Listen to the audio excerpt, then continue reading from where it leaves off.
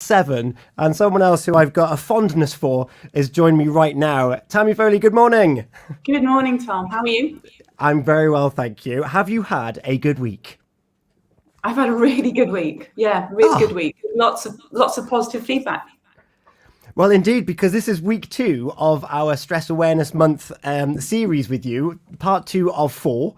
And so last week we talked about what is stress and what is toxic positivity. So Tammy, by way of a recap to anyone that may have missed that, it's still available on our Facebook, by the way. What is stress? So stress is our body's response to something that we perceive as going to damage or hurt us. It's a natural response. It's part of the primitive brain, and it's about keeping us safe. But unfortunately, especially in this current climate, we are bombarded with stress more than ever, emotional stress, mental stress, and it's about looking after ourselves. It is, because stress is often like, it can be a bad thing, but it's also quite an important part of being a human, isn't it? Oh, we need it. We need it. If we, for example, are walking on the pavement and we step off the curb, we need that adrenaline, that stress to actually bring us back onto the pavement and keep us safe, so we don't get hit by a car, for example. Yes. So we need it. We need it. It's not a bad thing, but too much stress is really, really harmful to us. Yeah, so it's about keeping it in check. And there's lots of things you just mentioned there about traffic on the road that can cause stress. Too much work can cause stress. Friends and family telling you what you should or should not be doing, that can cause stress as well. And also, last week we talked about toxic positivity as something that could also be stress-inducing, albeit it could be all well-intentioned. So do you mind just recapping about toxic positivity as well? So we live in an age where we are bombarded with positive quotes. And my question last week was, can too much positivity be a bad thing? We open up social media apps, Instagram, Facebook, and there are so many quotes on there telling us to only good vibes are welcome, or that positive mindset. But we have to be mindful that life can be hard, challenging, heartbreaking, sad even. And we have to be able to sit with those emotions rather than just be told to stop it, to not worry, be happy. It's part of our human existence that we actually sit with those feelings, and we can't tell somebody to be happy just by saying, be happy. Well, we, as humans, we have a whole range of emotions, and that they exist for a purpose, don't they? So it's important that when you do feel down in the dumps or you're feeling elated, that you actually interact with how you're feeling at that time. Absolutely. Again, it comes back to sitting with those feelings, owning those feelings. And to be honest, it's okay not to be okay. And to recognize that other people aren't okay. But it's very much about just keeping those emotions in check, and not comparing yourself, just not comparing yourself to other people. Yeah, that's really important. And for those that are new to listening to you, they might have missed out on last week's interview with you. Who are you, Tammy? Why are we talking about this with you in particular? So I'm a wellbeing relaxation specialist. I'm passionate about mental health everywhere and anywhere. I think it's so important that we put ourselves first in terms of that self-care, that self-love. When we have the resources to look after ourselves, we have the resources to look after our loved ones. We're living in a time where we're juggling so much, whether it's children, school, home, everything. And we can't pour from an empty vessel. We need to have our batteries fully charged. You are quite right. And particularly over these last 12 months, where stress has probably been on the border of everyone's kind of like everyday existence in stress. This is something that's important to recognize, that we do all have the resources and the tools to deal with it. And if we don't have them, or we don't think we have them, there are resources available that can support us through the transition as well, isn't there? Oh, absolutely. It's about keep talking, keep listening, not to be silent. Ask for help, and to check in on others, check in on friends, check in on family. It's really important. It is. And this is part 2 of our Stress Awareness Month series with you. And this week we're going to talk about the new different. So, for the last 12 months, we've had the new normal drilled into us. This is the new normal now. This is the new normal. So, what is this concept, Tammy, about the new different?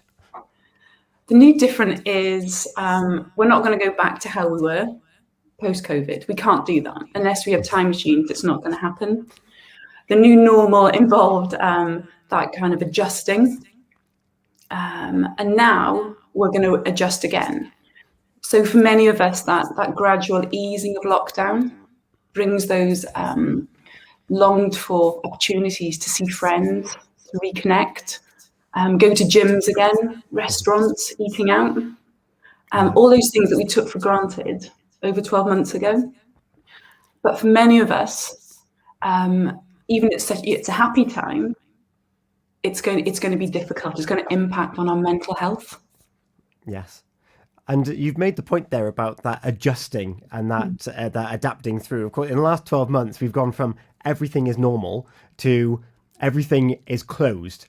Absolutely everything is closed. You're all on furlough till we figure out exactly what this thing is, because it's really, really dangerous. Like 12 months ago, no one knew what was going to happen. And everything gradually eased to this new normal.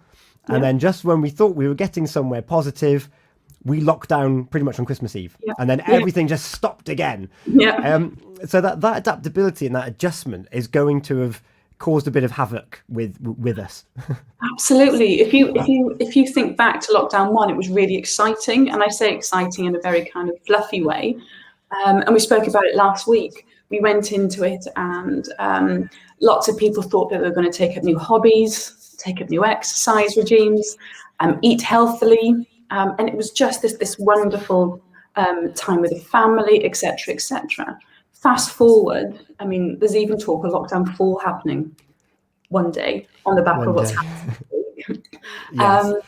So, and in those lockdown periods, we were told that you can't socialise, you can't interact. And now we're moving into a world where that relaxation is happening, where we can. And it's different rules. It's that contradiction to what we've been used to for so many months. And that's going to be difficult for mental health. Yeah. And that adaptability, we all adapt at different paces. And absolutely.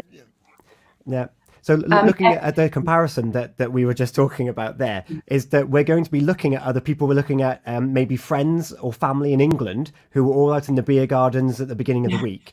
And we might be looking at them with either a sense of envy or a sense of that looks really dangerous, or both. Yeah, absolutely. For months and months, we've been told to stay away from people. And now it's going to be okay. That is a contradiction. We have to remember that every person's situation is going to be unique. And it's really important not to judge other people too harshly based on what they're doing. And we're all facing uncertainty, and it's the uncertainty that will create fear, that will create anxiety. And going back to that, what was and what's going to be, a lot of people have lost their jobs through this as well. So when life does go to this new different, it's not as if it's going to be any similar to what it was before, because they're not going to go back to the office that they once worked at. They're not going to be surrounded by those colleagues that they once were with.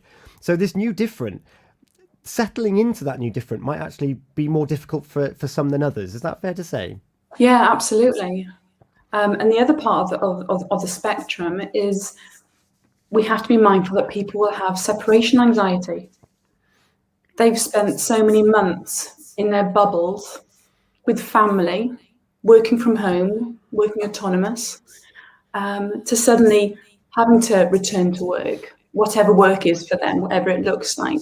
Just as with the students going back to school, they've been in that family unit for so long, and then all of a sudden they are having to reconnect with friends in the real world, leave family. And that's the impact there, the emotional impact, and the well-being is massive, absolutely massive. Yeah.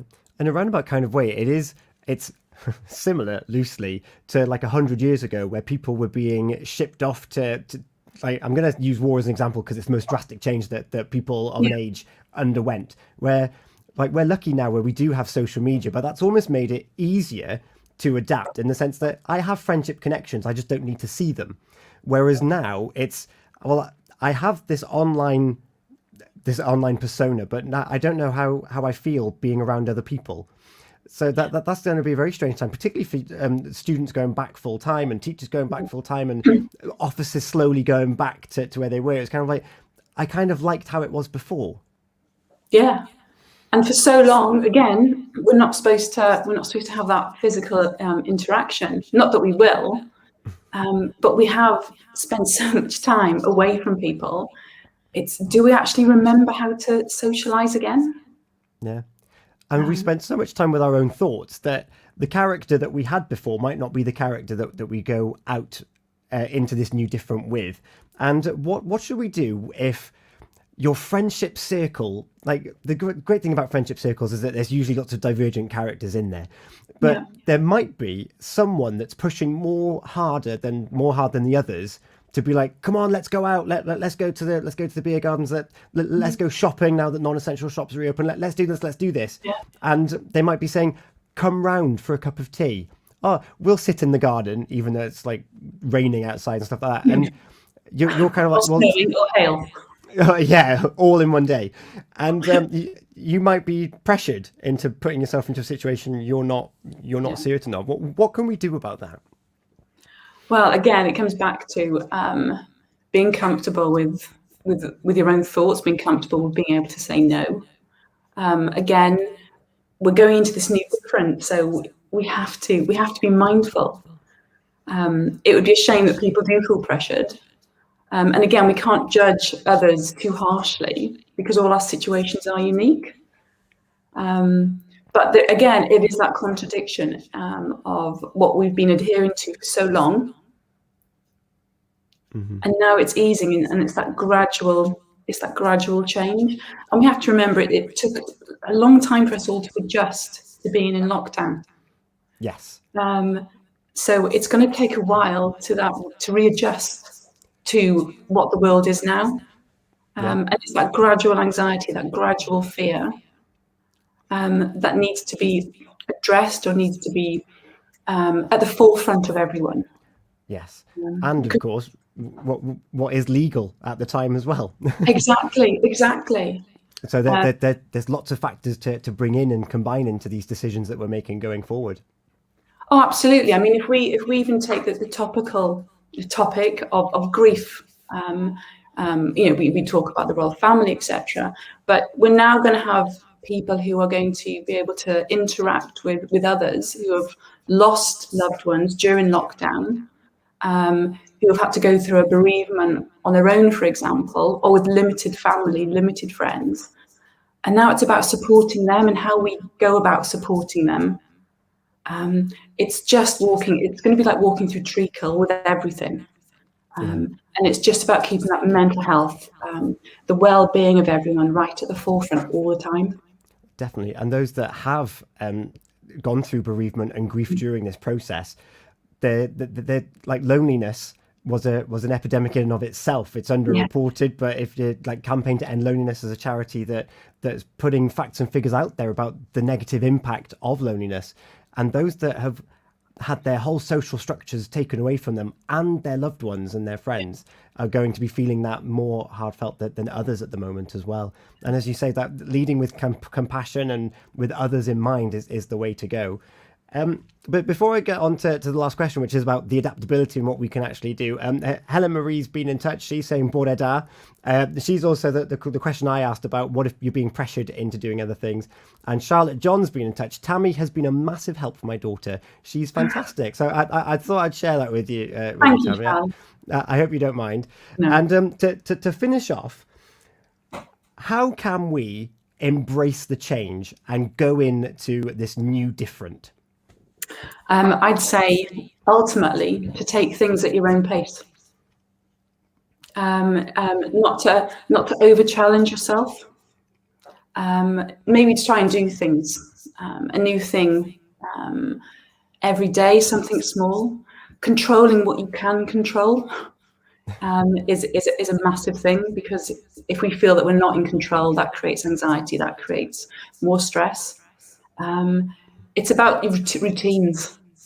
We were so obsessed, vigilant about having routines in lockdown, that we need to continue it, whether it is that the exercise, the healthy eating, looking after ourselves. It's all really, really important.